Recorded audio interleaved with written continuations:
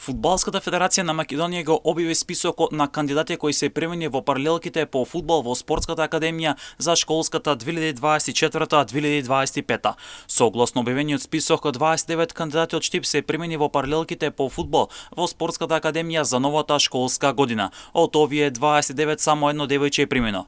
Од Струмица се примени дури 34 кандидати, од нив само 2 се девојчиња.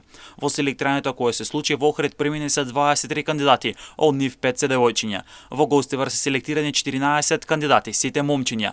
Во Тетово се селектирани 12 кандидати во албанската паралелка, од нив 2 се девојчиња, и 18 во македонската паралелка, сите момчиња. Во селектирањето кое се случи во Прилеп примени се дури 30 кандидати во паралелките по фудбал во Спортската академија за новата школска година. Од овие 30 кандидати само 2 се девојчиња.